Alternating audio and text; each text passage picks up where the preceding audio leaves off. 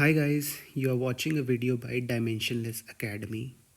Here I am going to go through the UGC NET exam question paper for visual arts held in January 2025 and give you a detailed explanation. So let's begin. The question usually starts from question number 51. So let's begin with the question number 51. Select the color which signifies truth, coolness, and sincerity. Since the options are orange, green, blue, and purple. So, see, blue is a cool color. So coolness is depicted by the blue color और इसके साथ ही truth and sincerity को भी blue जो है वो depict करता है. तो हमारा आंसर हो जाएगा ऑप्शन नंबर 3. इसके बाद हम आते हैं क्वेश्चन नंबर 52 पे. That is the term intonaco is deeply related with. तो जो टर्म है इंटोनाको वो क्या चीज़ होती है? That is the final layer that is used in frescoes. ठीक है, फ्रेस्कोज में जो बिल्कुल लास्ट में एक फाइनल लेयर प्लास्टर के ऊपर की जाती है उसको बोलते हैं इंटोनाको. ठीक है, यूजुअली जो लेयर होती है वो लाइम प्लास्टर की होती है. तो यहाँ पर क्या आ जाएगा? Intonaco is a term which is related with frescoes. तो यहाँ पर ऑप्शन नंबर 2 इज़ करेक्ट. इसके बाद हम आते हैं क्वेश्चन नंबर 53 पे. Match the list 1 with list 2. List 1 में कुछ चीज़ें दी हैं जिनको हमें लिस्ट 2 में मैच करना है. तो यहाँ पर हैं आर्टिस्ट के नाम: कृष्ण खन्ना, अमृता शेरगिल, तैयब मेहता और अर्पिता सिंह, और उनके कुछ आर्टवर्क्स दिए गए हैं. तो इनमें से हमें देखना है कि कौन कौन से आर्टवर्क्स किस किस आर्टिस्ट ने बनाए हैं. तो इसमें अगर हमें एक भी पता हो या फिर दो अगर हमें कुछ आइडिया हो कि कौन कौन से इम्पॉर्टेंट आर्टवर्क्स हैं तो हम उनसे गेस कर सकते हैं कि कौन सा हमारा जो ऑप्शन है वो करेक्ट होगा. तो तैयब मेहता के ऊपर आते हैं हम. तैयब मेहता का सबको बहुत एक इम्पॉर्टेंट जो आर्टवर्क है वो सेलिब्रेशन है. तो तैयब मेहता का सेलिब्रेशन जो है सी का ऑप्शन है 4. ठीक है, सेलिब्रेशन जो ये आर्टवर्क है ये बहुत एक्सपेंसिव पेंटिंग बिकी थी ऑक्शन हाउस में और ये एक्रेलिक में बनी है. ठीक है, तो तैयब मेहता का 4 आ गया यहाँ पर. तो सी का 4. तो यहाँ पर अगर हम ऑप्शन देखते हैं तो सी का 4 और सी का 4 दो जगह पर दिया है हमें. तो या तो 1 होगा या तो 2 होगा. इसके बाद हम आते हैं, अगर हमें कोई और पता है तो जैसे हम अमृता शेरगिल पर आते हैं. अमृता शेरगिल का यूजुअली जो सब्जेक्ट मैटर रहा है वो वुमेन के ऊपर उन्होंने बहुत ज़्यादा काम किया है. ठीक है, तो यहाँ पर जो अमृता शेरगिल का आर्टवर्क है वो है 3 वुमेन. ठीक है, 3 वुमेन यहाँ पर जो आर्टवर्क है. तो यहाँ पर ऑप्शन हम देख लेते हैं बी का 2. ठीक है, तो बी का 2 यहाँ पर ऑप्शन में, सॉरी बी का 1. ठीक है, बी का 1 जो है यहाँ पर 3 वुमेन यहाँ पर ऑप्शन में है B1 और B1.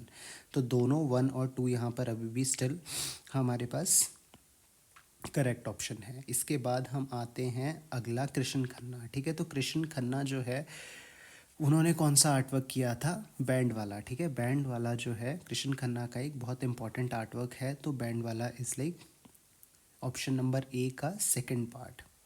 तो ऑप्शन नंबर ए का 2 जो है यहाँ पर हमारे पास फर्स्ट में आ जाता है. तो हम सेकंड को एक्सक्लूड कर देते हैं और फर्स्ट को इंक्लूड कर देते हैं यहाँ पर. तो हमारा ऑप्शन नंबर 1 इज़ करेक्ट. इसके बाद हम आते हैं क्वेश्चन नंबर 54 पे. In which of the following sitting postures asanas goddess Charkeshwari Devi represented with her 8 armed on the ceiling of Vimal Vasahi temple Mount Abu के अंदर जो है ये टेम्पल का नाम है और कौन से पोस्चर में ये बैठे हैं. तो यहाँ पर सीलिंग के ऊपर कुछ रिप्रेजेंट किया गया है देवी को, वो कौन से पोस्चर में है. तो यहाँ पर जो करेक्ट आंसर हो जाएगा वो है ऑप्शन नंबर 2 ललिता. ठीक है, ललिता जो है वो पोज है, रिलैक्स्ड पोस्चर होता है, रिलैक्स्ड पोस्चर होता है और यूजुअली किन को डिपिक्ट करता है? या तो रॉयल्टीज़, रॉयल डिविनिटीज़ को, या फिर रॉयल कुछ जो लोग होते हैं उनको, या फिर रॉयल डिविनिटीज़ को डिपिक्ट करता है. ठीक है, तो ये जो दो ऑप्शन, ऑप्शन नंबर 2 है वो करेक्ट है. इसके बाद हम आते हैं क्वेश्चन नंबर 55 पे। Select the sculptures of Dhanraj Bhagat. तो धनराज भगत जो है एक बहुत इम्पॉर्टेंट यूजीसी के पर्सपेक्टिव से एक बहुत इम्पॉर्टेंट स्क्रिप्टर है। धनराज भगत जो है वो बॉम्बे आर्ट सोसाइटी में उनको बहुत ज़्यादा सम्मानित किया गया था और पद्मश्री से भी उनको सम्मानित किया गया है। ठीक है, तो पद्मश्री है एक, तो पद्मश्री से अवॉर्डेड हैं और बॉम्बे आर्ट सोसाइटी से जो है एफिलिएटेड हैं। इनको 2 बार जो है बॉम्बे आर्ट सोसाइटी से अवार्ड्स मिल चुके हैं।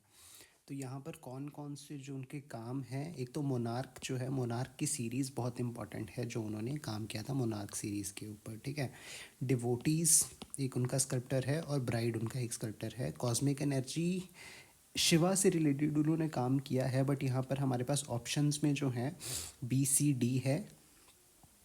ठीक है, CBD या फिर BCD है, तो ये हम ऑप्शन नंबर 3 करेक्ट करेंगे। टॉयलेट और जो कॉस्मिक एनर्जी है उसको हम इसमें एक्सक्लूड कर देंगे। इसके बाद हम आते हैं क्वेश्चन नंबर 56 पे। स्कॉलर इन स्टडी जो है from Sebastian brands ship of fools was created in which medium, कि कौन से मीडियम में जो है ये सेबेस्टियन ब्रांड्स का जो शिप ऑफ फूल्स एक काम है जो किस मीडियम में बना है। ठीक है, तो एक तो जो सेबेस्टियन ब्रांड है, ठीक है, वो क्या है, वो एक जर्मन आर्टिस्ट है, बहुत पुराना, अराउंड 13th सेंचुरी का ये आर्टिस्ट है। ठीक है, 1494 में जो है इन्होंने ये वाला काम किया था, स्कॉलर इन स्टडी, और ये बुक का नाम है शिप ऑफ फूल्स, जिसमें इन्होंने ये वाला काम किया था। ठीक है, तो ये जो काम है ये कौन से मीडियम में बना है, तो ये क्या है, ये वुड कट में जो है ये वाला काम हुआ है। और जो जर्मन आर्टिस्ट एक और है, ठीक है, एल्बर्ट ड्यूरर जो है बहुत फेमस, एक बहुत इम्पॉर्टेंट और बहुत फेमस आर्टिस्ट हैं, एल्बर्ट ड्यूरर।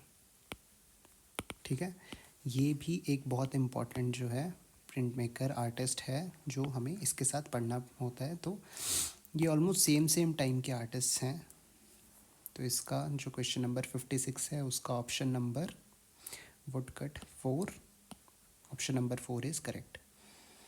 इसके बाद हम आते हैं क्वेश्चन नंबर 57 पे। The process of collecting and collating data from questionnaires, interviews and comments from the public regarding a concern, problem और a possible solution is called. ठीक है, ये हमारे पास है कि क्वेश्चनियर्स के थ्रू या फिर इंटरव्यूज़ के थ्रू या फिर कमेंट्स फ्रॉम पब्लिक से कमेंट्स के थ्रू, ठीक है, क्या क्या चीज़ों से हम जो है प्रॉब्लम को सॉल्व करते हैं। तो यहाँ पर ऑडियंस नहीं आएगा, एब्स्ट्रैक्शन भी नहीं आएगा, वेक्टर्स भी नहीं आएगा। ठीक है, तो यहाँ पर ये सारी चीज़ें क्या है, डाटा कलेक्शन जो है वो किस चीज़ के लिए इम्पॉर्टेंट होती है, वो इम्पॉर्टेंट होती है मार्केट रिसर्च के लिए, कि मार्केट में आजकल क्या क्या चल रहा है, उसकी रिसर्च के लिए जो है ये सारी चीज़ें की जाती हैं, जिनसे हम अप्लाइड आर्ट में अपना काम कर सकते हैं। ठीक है, तो मार्केट रिसर्च एक बहुत इम्पॉर्टेंट फैक्टर है जिसके थ्रू हम अपना काम बढ़ा सकते हैं। इसके बाद है क्वेश्चन नंबर 58। क्वेश्चन नंबर 58 है, consider factors considered by advertiser in the selection of newspaper for advertising are, कि कौन से फैक्टर्स हैं जिनको हमें कंसिडर करना पड़ता है न्यूज़पेपर में एडवर्टाइज़ करने के लिए। ठीक है, तो यहाँ पर देखिए सर्कुलेशन एक बहुत इंपॉर्टेंट है, कि कितना सर्कुलेट होता है। ब्रेनस्टॉर्मिंग एक बहुत इंपॉर्टेंट फैक्टर है। अवेलेबिलिटी ऑफ स्पेस भी बहुत इंपॉर्टेंट है, कि स्पेस अवेलेबल है कि नहीं है, और कितना इम्पॉर्टेंट प्रेस्टीज कितना है उसमें। ठीक है, कितना प्रेस्टीजियस है, जैसे कई इतने प्रेस्टीजियस न्यूज़पेपर्स नहीं होते, कई बहुत ही फेमस न्यूज़पेपर्स होते हैं, जैसे हिंदू हो गया, ट्रिब्यून हो गया। ठीक है, ये सारे बहुत प्रेस्टीजियस न्यूज़पेपर्स हैं। ठीक है, स्पेस अवेलेबिलिटी के ऊपर भी होता है कि आपके पास स्पेस है उस न्यूज़पेपर में कि आप उस पर अपनी एडवर्टाइजमेंट कर सको। ठीक है, और ब्रेनस्टॉर्मिंग एक बहुत इंपॉर्टेंट फैक्टर होता है इसमें, कि आपको कौन से टाइप की एडवर्टीज़मेंट कहाँ पर करनी है, ठीक है। सर्कुलेशन की कितना सर्कुलेट होता है ये, तो यहाँ पर BCDE जो है ये बहुत इंपॉर्टेंट। लैंग्वेज ऑफ न्यूज़पेपर्स इतना इंपॉर्टेंट नहीं होता, ठीक है। अगर आपको कोई भी अपना एडवर्टीज़ करना है तो उसमें लैंग्वेज इतना इंपॉर्टेंट नहीं होता जितना इंपॉर्टेंट ये सारी चीज़ें होती हैं। तो यहाँ पर ऑप्शन नंबर BCDE जिसमें है ऑप्शन नंबर 1 करेक्ट हो जाएगा यहाँ पर, ठीक है। इसके बाद हम आते हैं क्वेश्चन नंबर 61 पे। Identify the artist for the work plum estate cameo, ठीक है। ये जो टाइटल है और ये जो आर्ट वर्क है ये ईडो पीरियड का अगेन एक काम है। तो ईडो पीरियड कब से शुरू हुआ था? ईडो पीरियड क्या है? एक जापानीज़ टाइम का पीरियड है जापान में, जब वो आइसोलेशन स्टेट में थे, ठीक है। जब उन्होंने ट्रेड बंद कर दिया था बाहरी दुनिया से, तब का ये एक काम है, ठीक है। प्लम एस्टेट कैमिडो, ठीक है। तो यहाँ पर ये ये जो आर्ट वर्क है ये वुडकट है, वुडकट प्रिंट है। और किसने ये काम किया है इस पे? एंडो हिरोशिगे जो है, ऑप्शन नंबर 4 एंडो हिरोशिगे जो है ये हमारा करेक्ट ऑप्शन है यहाँ पर। और ये 1856 से लेके 1858 तक का जो है काम इन्होंने यहाँ पर किया था। और बहुत सारे जो इम्प्रेशनिस्ट हैं वो काफ़ी इन्फ्लुएंस थे इस आर्टिस्ट से और इन आर्ट वर्क से। जो ये वुडकट प्रिंट्स हैं इनसे काफ़ी इंस्पायर्ड थे इम्प्रेशनिस्ट, ठीक है। तो ये वाला काम इंस्पायर किया था बहुत सारे इम्प्रेशनिस्ट को। इसके बाद आता है question number 62। Who was the first superintendent of JJ school of art, ठीक है। तो JJ स्कूल ऑफ आर्ट का फर्स्ट सुपरिटेंडेंट कौन था? इसका ऑप्शन है EB हेवल। इसके बाद हम आते हैं क्वेश्चन नंबर 63 पे। Select the chronological order of 18th century painting in context to the year of execution, कि कौन से ईयर में ये एग्जीक्यूट हुई थी पेंटिंग्स 18th सेंचुरी की है, ठीक है। तो 18th सेंचुरी में कौन कौन से आर्टिस्ट हैं जिन्होंने इस पे काम किया है? तो सबसे पहले द थर्ड क्लास कैरेज जो है पेंटिंग, ये बहुत ही फेमस पेंटिंग है। आई थिंक सबको पता होगा जिन्होंने भी नेट की तैयारी की है, नेट JRF की तैयारी की है, ठीक है। तो डॉमियर जो है, डॉमियर की काफ़ी इम्पोर्टेंट और काफ़ी फेमस पेंटिंग है, ठीक है। 1864 में ये पेंटिंग बनी थी। इसके बाद है द अपराइजिंग। द अपराइजिंग भी डॉमियर का ही काम है, ठीक है। ये वाला जो काम है ये 1848 में बना है, ठीक है। तो इसके ये शुरू वाले दो काम हैं।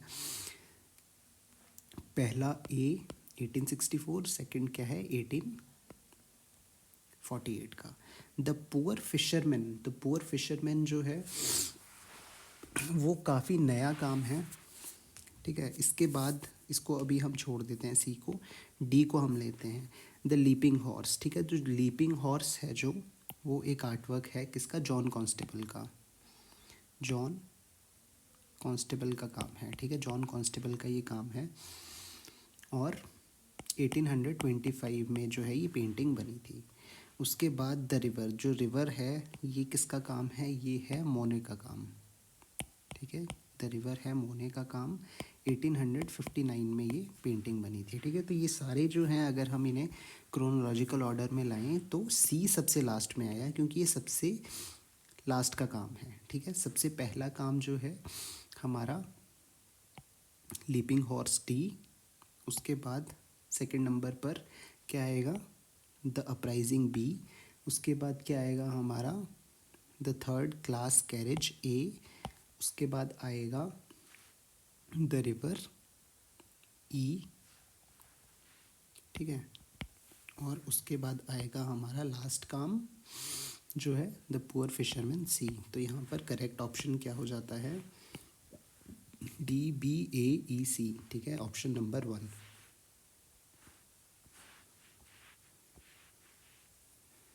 इसके बाद हम आते हैं क्वेश्चन नंबर 64 पे। क्वेश्चन नंबर 64 है लिस्ट 1 को लिस्ट 2 से मैच करना है।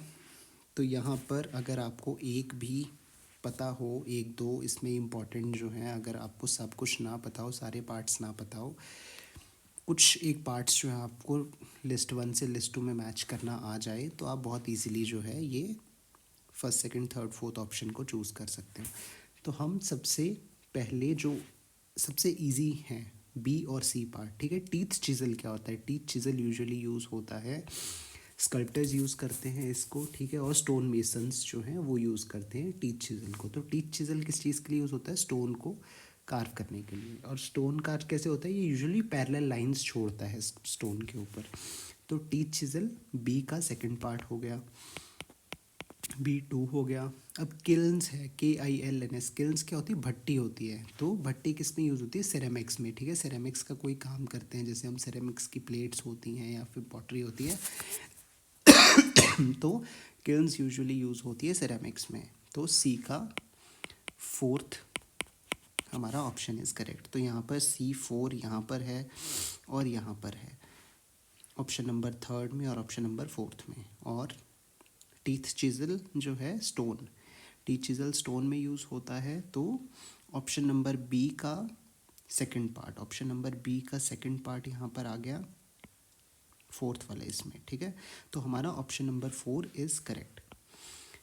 उसके बाद यहाँ पर सीजनिंग, सीजनिंग किस चीज़ में यूज़ होता है? सीजनिंग हमेशा वुड में यूज़ होता है। और क्रोगल जो है ये किसका टर्म है? इलास्टिक मोल्ड का। इलास्टिक मोल्ड में जो है क्रोगल्स यूज़ होते हैं। तो यहाँ पर हमारा ऑप्शन नंबर 4 जो है वो करेक्ट है। Now coming to the question number 65, that is which of the followings is the surface treatment of metals, ठीक है। सरफेस ट्रीटमेंट कौन सी चीज़ है जो मेटल्स में यूज़ होती है? तो इसमें से है option A battery, B electroplating, C tempering, नेलो और फायरिंग, ठीक है। ये सारे हमारे पास ऑप्शंस हैं। तो इन सब में से कौन से जो हैं सरफेस ट्रीटमेंट है जो मेटल्स में यूज़ होता है? तो हम सबसे पहले आते हैं ए पार्ट पे। तो जो फर्स्ट वाला है वो सिल्वर पे ब्लैक कलर का एलॉय लगता है, ठीक है, उसको बीड्री बोलते हैं। तो ऑप्शन जो फर्स्ट है वो तो हमारा करेक्ट है। सेकंड है इलेक्ट्रोप्लेटिंग। तो इलेक्ट्रोप्लेटिंग क्या होता है? कोटिंग होती है एक मेटल की दूसरे मेटल के ऊपर, ठीक है। तो इलेक्ट्रोप्लेटिंग क्या हुआ? एक मेटल को दूसरे मेटल के ऊपर लगाना। तो वो सरफेस ट्रीटमेंट एक तरह से हुआ, ठीक है। तो ये इलेक्ट्रोप्लेटिंग भी जो है ऑप्शन बी और ऑप्शन ए हमारा करेक्ट है। उसके बाद है टेम्परिंग। तो टेम्परिंग क्या होता है? मेटल को हीट करते हैं ताकि वो और एक सॉलिड फॉर्म ले ले। तो टेम्परिंग जो है हमारा ऑप्शन सी सरफेस ट्रीटमेंट नहीं है, तो इसको हम इग्नोर कर देंगे। फिर आता है डी नेलो, ठीक है। नेलो जो है ब्लैक कलर को मेटल के अंदर, जो ब्लैक कलर होता है उसको मेटल के अंदर डालते हैं, इनग्रेव्ड सरफेस के ऊपर डालते हैं, उससे ब्लैक और एक सिल्वरिश सा आपको ट्रीटमेंट देखने को मिलता है। तो जो डी है नेलो, ये भी जो है एक सरफेस ट्रीटमेंट है। उसके बाद हम आते हैं ऑप्शन नंबर ई पे, फायरिंग, ठीक है। जो फायरिंग होती है वो यूज़ होती है किस चीज़ में? सेरेमिक्स में, ठीक है। तो सेरेमिक्स का ये एक पार्ट है, बट ये एक ट्रीटमेंट नहीं है, सरफेस ट्रीटमेंट नहीं है, तो इसको भी हम इग्नोर कर देंगे। तो यहाँ पर हमारा ऑप्शन बन जाता है ए, बी और डी। तो A, B, D, option number 3 is correct. यहाँ पर ऑप्शन नंबर 3 इज़ करेक्ट। इसके बाद हम आते हैं क्वेश्चन नंबर 66 पे।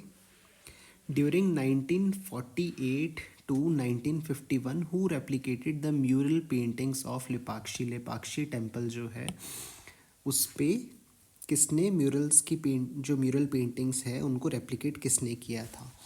तो यहाँ पर हमारे ऑप्शंस हैं कि श्रीनिवासनुलु, PL नरसिम्मूर्ति, ठीक है, यहाँ पे स्पेलिंग मिस्टेक है, स्तियन घोषला और रसिक दीरावल, ठीक है। ये हमारे पास ऑप्शन है 1 2 3 4। इनमें से जो सबसे इम्पॉर्टेंट है वो है PL नरसिंह मूर्ति, ठीक है। इसकी स्पेलिंग यहाँ पर गलत है, PLNARASIMHAMURTI, ठीक है। नरसिंह मूर्ति जो है इसका ऑप्शन है। तो क्वेश्चन नंबर 66 का ऑप्शन नंबर 2 इज़ करेक्ट, ठीक है। Option number 2 is correct. इसके बाद हम आते हैं क्वेश्चन नंबर 67 पे। 67 है मैच लिस्ट 1 को लिस्ट 2 से मैच करना है। तो यहाँ पर हमारे पास कुछ आर्टिस्ट दे रखे हैं, जगदीश दे, अरुण बोस, सनतकार और ज़रीना हाशमी। ठीक है, ये सारे जो हैं इनको हमने लिस्ट 2 से मैच करना है। तो अगर हमें यहाँ पर 1 2 हमें अच्छे से आते हैं तो हम बहुत ईजिली इनको करेक्ट ऑर्डर में डाल सकते हैं।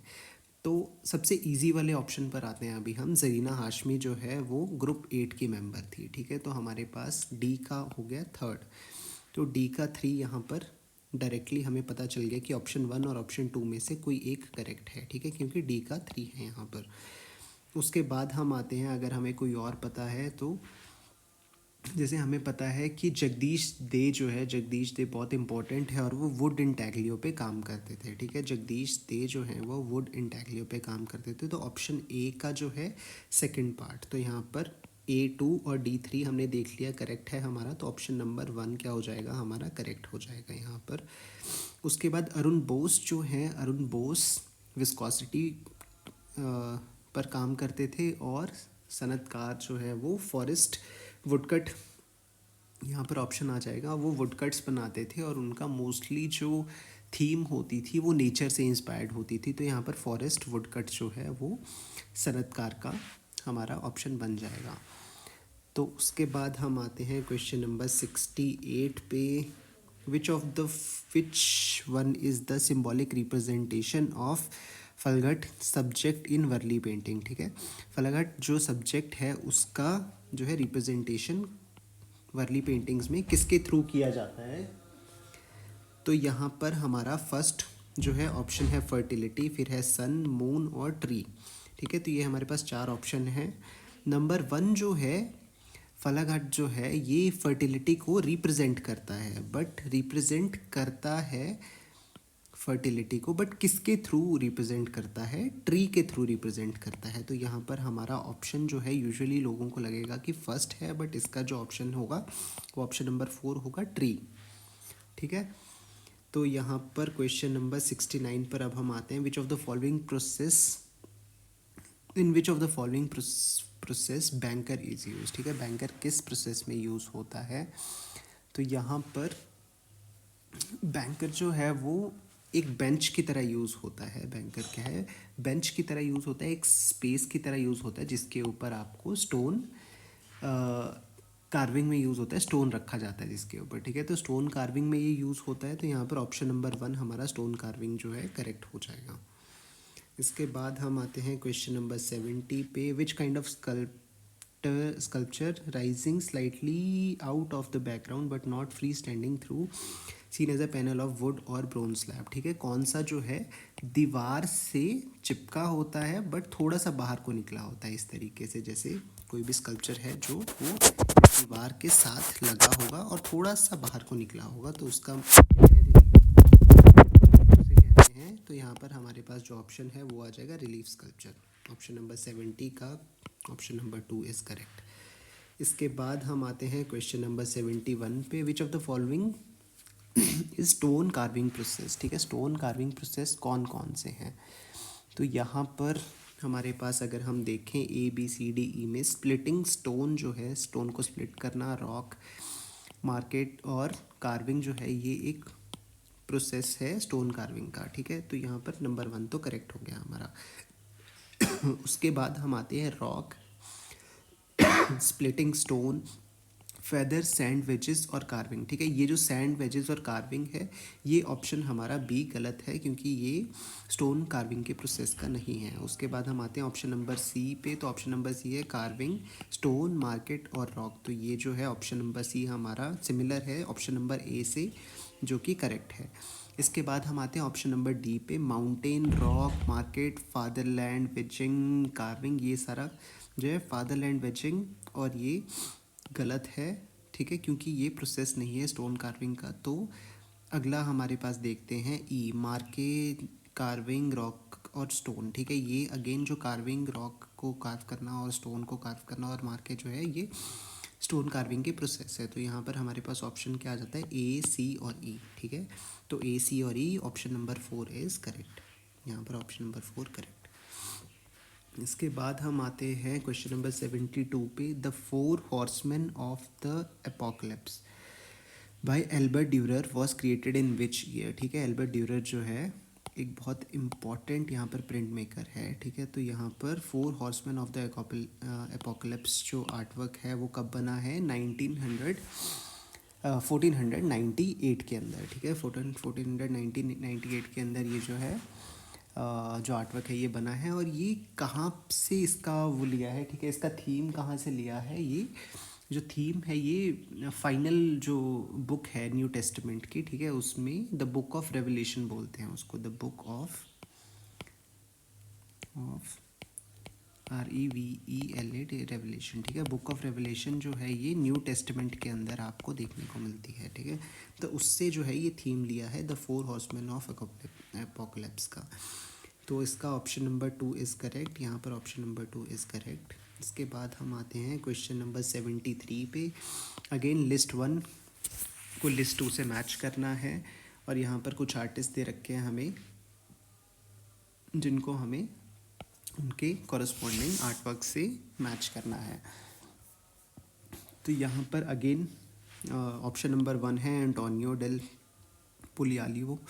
तो ये ऑप्शन नंबर 1 का जो है करेक्ट आर्टवर्क है बैटल ऑफ द न्यूड्स। ठीक है, यहाँ पर बैटल ऑफ द न्यूड्स जो है ए का 3 है। तो यहाँ पर अगर आपको एक भी पता है तो आप बहुत इजीली इसको मैच कर सकते हो। तो यहाँ पर ए का 3 मुझे पता है, तो यहाँ पर first is the correct option.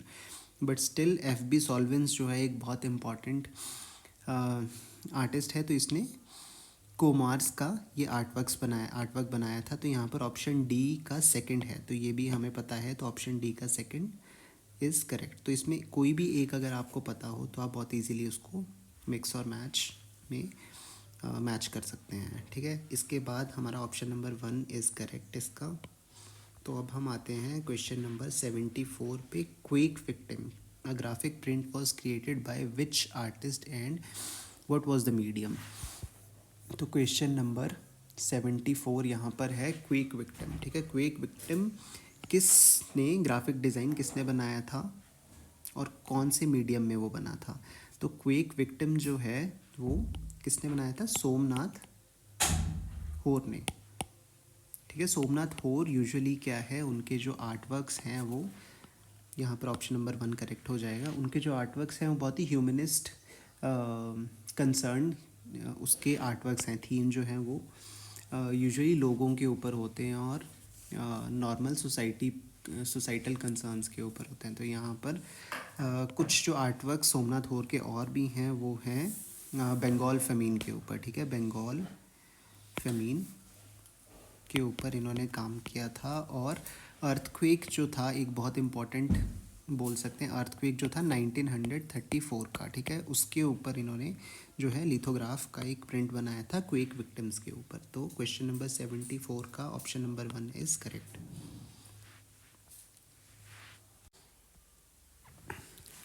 ठीक है, तो अगला क्वेश्चन है हमारा question number 75। Choose the correct sequence in order to creation of artwork by Abanindranath Tagore. Abanindranath Tagore के जो आर्टवर्क्स हैं उनका सीक्वेंस बताना है। तो यहाँ पर सीक्वेंस में सबसे पहला जो काम है उनका वो है उमर ख़याम। ठीक है, उमर ख़याम जो है सबसे पहला काम है। तो यहाँ पर एक ही अगर आपको पता हो तो आप बहुत इजीली गेस कर सकते हो कि जो ऑप्शन नंबर 3 है डी, दैट इज़ करेक्ट। इसके बाद जो आर्टवर्क्स बने हैं यहाँ पर फिर है, इसके बाद लैंडस्केप्स बनाए थे उन्होंने। उसके बाद अब अरेबियन नाइट की सीरीज़ आएगी और उसके बाद जो है कृष्ण मंगल सीरीज़ आएगी और लास्ट में बिल्कुल बिज़ार फॉर्म्स में कन्वर्ट हो गया था उनका आर्टवर्क। तो यहाँ पर जो है ऑप्शन नंबर 3 इज़ करेक्ट। उसके बाद हम आते हैं क्वेश्चन नंबर 76 पे। विच of the following is metal casting process. Metal casting का प्रोसेस कौन सा है यहाँ पर? तो ऑप्शन नंबर ए वैक्सिंग का। मेटल कास्टिंग का मतलब है जैसे लॉस्ट वैक्स टेक्निक हो गई और ये सारा। तो मेटल कास्टिंग के कौन कौन से प्रोसेसेस यहाँ पर हैं? तो वैक्सिंग, कोर फिलिंग, स्पूनिंग, वेंटिंग अरेंजमेंट्स। ठीक है, बाहर निकालना वैक्स को और ये सारा जो है ये पहला वाला करेक्ट है। सेकंड है sprueing, core filling, metal pouring और वैक्सिंग, ये भी एक टेक्निक है मेटल कास्टिंग की। Venting arrangement, nailing, investment, dewaxing, ये गलत है, तो सी हमारा नहीं होगा। उसके बाद आता है investment, banking, sand picking, pouring, ये भी नहीं है मेटल कास्टिंग का प्रोसेस। पतीना, इन्वेस्टमेंट, वैक्सिंग और सैंड पिकिंग, ये भी नहीं है। तो यहाँ पर ए और बी सिर्फ है, तो A and B only question जो है हमारा करेक्ट होगा यहाँ पे। तो ऑप्शन नंबर 1 इज़ करेक्ट। इसके बाद हम आते हैं क्वेश्चन नंबर 77 पे। The word graphic is derived from the Greek word graphiko which means, graphiko जो है एक ग्रीक वर्ड है, उसका मतलब क्या है, राइटिंग, ठीक है, राइटिंग या फिर ड्राइंग, ठीक है, राइटिंग या फिर ड्राइंग जो है ग्राफिको का मतलब है। तो यहाँ पर पेंटिंग नहीं आएगा, लेआउट नहीं आएगा, फोटोग्राफ नहीं आएगा, ठीक है। इसका करेक्ट ऑप्शन क्या है, option number 3 that is writing. इसके बाद हम आते हैं क्वेश्चन नंबर 78 पे। The famous sculpture the destroyed city is created by which of the following artist, ठीक है। द डिस्ट्रॉयड सिटी जो है जो स्कल्पचर है वो किसने बनाया है, ठीक है, ओसिप ज़दकीन जो है, ये एक बहुत इम्पॉर्टेंट स्कल्प्टर है जिन्होंने रॉटरडैम सिटी के बारे में अगर आपको पता हो तो जर्मन जो बॉम्बिंग्स हुई थी वहाँ पर 1940 के अराउंड में, तो वहाँ पर रॉटरडैम एक जगह है, वहाँ पर ये जो है द डिस्ट्रॉयड सिटी का स्कल्पचर है, ठीक है, बहुत इंपॉर्टेंट एक स्कल्पचर है वहाँ पर। और जो ओसिप है ये आर्टिस्ट जो है ये रशियन आर्टिस्ट था, ठीक है, रशियन आर्टिस्ट था, रशिया में पैदा हुआ था और फ्रांस में इन्होंने मोस्टली काम किया था। तो 1888 और 1967 के अराउंड जो है इनका टाइम लाइन है, और ये क्यूबिस्ट आर्टिस्ट थे, ठीक है, क्यूबिज्म से काफ़ी इंस्पायर्ड थे। तो ये वाला जो द डिस्ट्रॉयड सिटी का जो स्कल्पचर है वो भी थोड़ा सा क्यूबिस्ट फॉर्म ले लेता है इनके उस पर। इसके बाद हम आते हैं क्वेश्चन नंबर 79 पे। क्वेश्चन नंबर 79 है, लिस्ट 1 को लिस्ट 2 से मैच करना है। अगेन इसमें अगर आपको एक दो आर्ट वर्क्स इम्पॉर्टेंट पता हो तो आप बहुत इजीली इनको कर सकते हैं, ठीक है। तो सबसे पहले आ जाते हैं एडवर्ड मंक पे, ठीक है। एडवर्ड मंक जो है उनका एक बहुत इम्पॉर्टेंट आर्ट वर्क है स्प्रिंग इवनिंग, ठीक है। तो ए का अगर आपको इनमें से, ठीक है, जेम्स एस्नर, पॉल क्ली, कैंडेंस्की, ठीक है, ये सारे बहुत ही इंपॉर्टेंट और बहुत ही फेमस आर्टिस्ट हैं। बट अगर आपको मेन अगर इनके आर्टवर्क्स पता है तो आप बहुत इजीली ये कर सकते हैं, ठीक है। एडवर्ड मंक का ये ऑप्शन नंबर 4 स्प्रिंग इवनिंग एक बहुत इंपॉर्टेंट आर्टवर्क है। तो ए का 4 हो गया यहाँ पर, तो ए का 4 सीधा सीधा आप देख सकते हो कि ऑप्शन नंबर 4 इज़ करेक्ट, ठीक है। उसके बाद यहाँ पर कंडेंस्की एक बहुत इंपॉर्टेंट आर्टिस्ट है, तो इनके मोस्टली जो नाम है आर्टवर्क्स के वो कॉम्पोजिशन है, कॉम्पोजिशन 1, कॉम्पोजिशन 2, अलग अलग कॉम्पोजिशन है। तो यहाँ पर डी का 3 भी एक बहुत ईजी गेस था, तो डी का 3 और ए का 4 एक बहुत ईजी गेस है, तो यहाँ पर ऑप्शन नंबर 4 इज़ करेक्ट।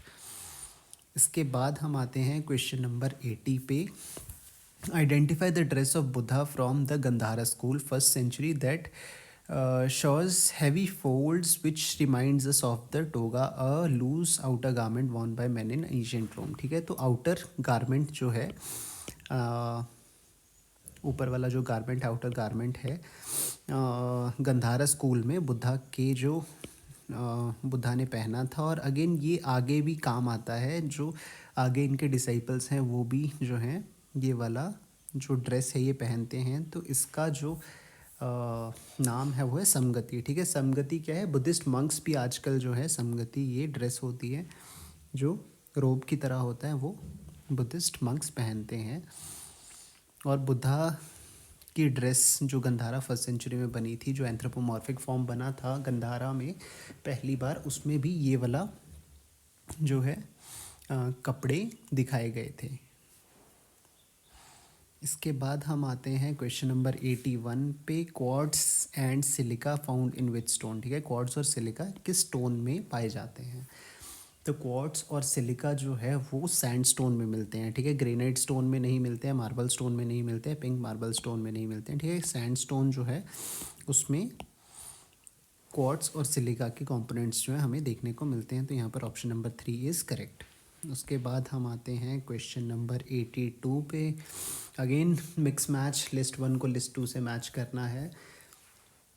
तो यहाँ पर अगर आपको अगेन कुछ इन चारों में से कोई एक भी चीज़ का पता हो तो आप बहुत इजीली इसको गेस कर सकते हैं। तो यहाँ पे पतीना का हमें पता है, पतीना किस चीज़ में यूज़ होता है, स्टोन में, ठीक है। स्टोन के ऊपर एक लेयरिंग सी बन जाती है, उसको हम क्या कहते हैं, पतीना बोलते हैं। तो सी का 3 हो गए यहाँ पर। तो सी का 3 ऑप्शन नंबर 4 इज़ करेक्ट, ठीक है। हमें ज़्यादा कुछ देखने की ज़रूरत नहीं है। बट अगेन अगर आपको थोड़ा बहुत आइडिया हो तो गॉज जो है वो वुड में यूज़ होता है, एंड ग्लोब जो है वो सेरेमिक्स में यूज़ होता है, और बश हैमर एक टाइप का हैमर होता है जो कि मेटल के सरफेस को बीट करने के लिए यूज़ होता है। तो यहाँ पर ऑप्शन नंबर 4 इज़ करेक्ट। इसके बाद हम आते हैं क्वेश्चन नंबर 83 पे। Identify the traditional tribal painting practised by Kurmi community, ठीक है। कुर्मी कम्युनिटी की जो ट्राइबल पेंटिंग्स हैं उसके बारे में बताया गया है। तो यहाँ पर पूछ रहे हैं कि traditional tribal painting practice by Kurmi community, Kurmi community कौन से टाइप की पेंटिंग्स करती थी। तो यहाँ पर इन सबको एक्सक्लूड कर दीजिए। सुराही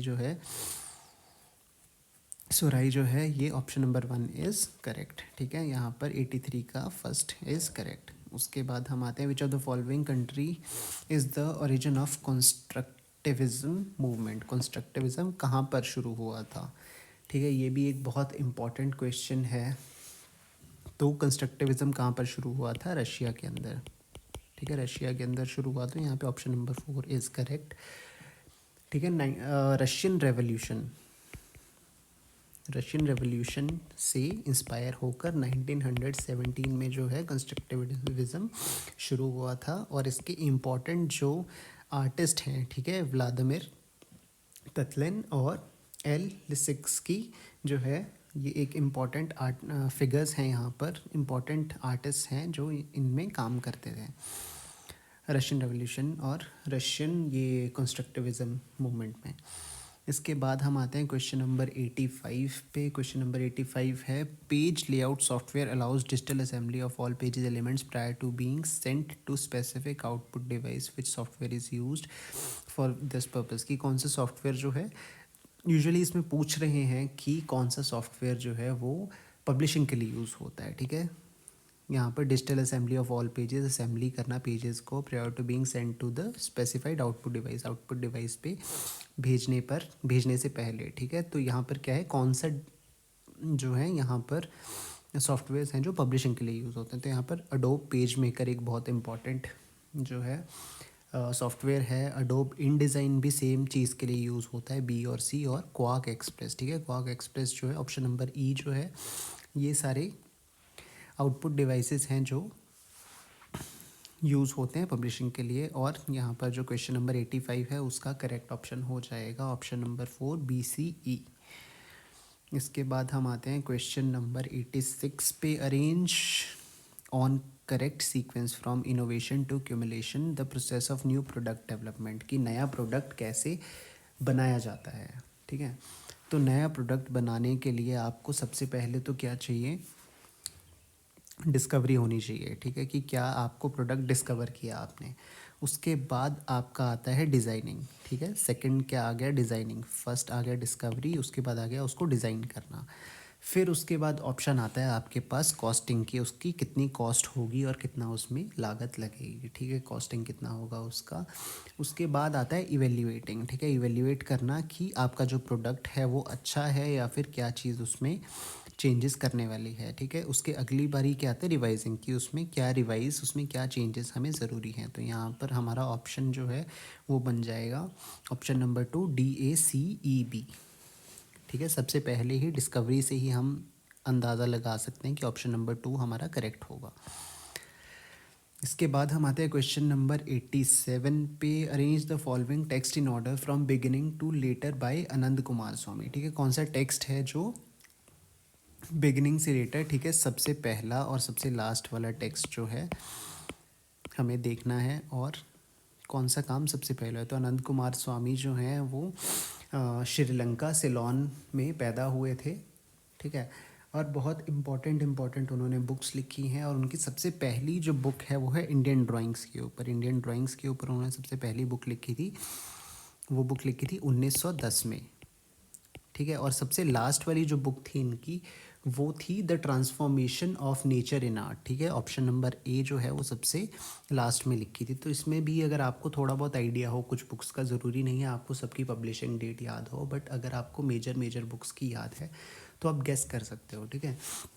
तो 1934 में जो है ये transformation of nature of art, ये सबसे लास्ट वर्क था उनका और ये सबसे पहला वर्क था उनका। तो यहाँ पर हम देख सकते हैं सबसे लास्ट, सबसे शुरू में इंडियन ड्राइंग्स डी और सबसे लास्ट में ए। तो ये हमारा ऑप्शन नंबर 3 करेक्ट हो गया यहाँ पर।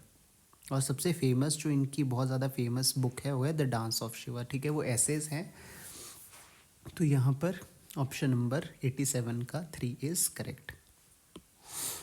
इसके बाद हम आते हैं क्वेश्चन नंबर 88 पे। Saint Jerome in dark chamber and taglio print created by which artist, ठीक है। Saint Jerome in a dark chamber, Saint Jerome in a dark chamber जो है एक प्रिंट था, वो किसने बनाया था? रेम्ब्रा ने, ठीक है। यहाँ पर बहुत सारे नाम दे रखे हैं बट इसमें अगर आपने रेम्ब्रा के प्रिंट्स के बारे में अगर पढ़ा हो, काफ़ी इंपॉर्टेंट प्रिंट है ये, ठीक है। तो रेम्ब्रा जो है इसमें ऑप्शन नंबर 3 इज़ करेक्ट।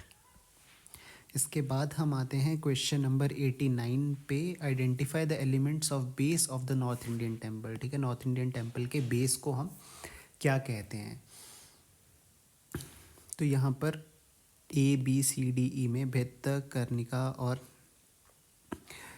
बरांडा और option number B, option number C, ठीक है। इन सब में से सबसे पहले जो करेक्ट ऑप्शन आएगा जो बेस है, ठीक है, तो ऑप्शन नंबर ए बरांडा इसमें आ जाएगा, ठीक है। फर्स्ट नंबर पर ये करेक्ट है हमारा, ठीक है।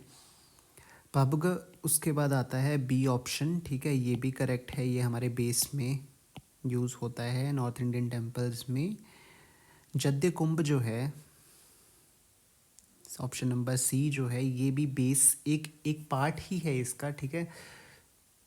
पबग second number B, option number B का ही ये पार्ट है, ठीक है। तो तीसरा भी ये ऑलमोस्ट करेक्ट है।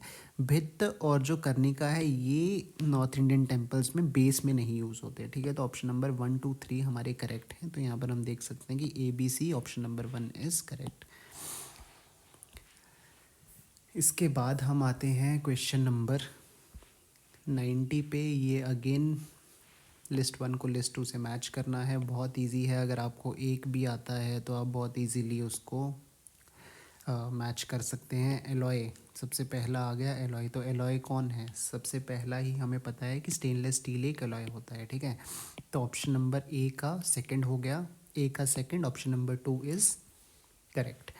इसमें और अगर आपको देखने हैं तो फेरस और नॉन फेरस। फेरस क्या होता है? जिसमें आयरन होता है, और नॉन फेरस क्या होता है? जिसमें आयरन नहीं होता है, ठीक है। तो यहाँ पर जो फेरस है, फेरस क्या होगा? Cast iron, cast iron ferrous में आएगा। नॉन फेरस में क्या आएगा? जिंक, जिंक के अंदर आयरन नहीं होता। तो यहाँ पर सी का ऑप्शन आ जाएगा 4 और डी का आ जाएगा 3। तो सी का 4 और डी का 3 और ए का 2 हमें पता ही है। स्प्रून जो है बी, मेटल कास्टिंग पोरेंगे, ठीक है, मेटल कास्टिंग में यूज़ होता है ये। तो हमारा option number 90, option question number 90 का ऑप्शन नंबर 2 इज़ करेक्ट, ठीक है। तो इसके बाद हम आते हैं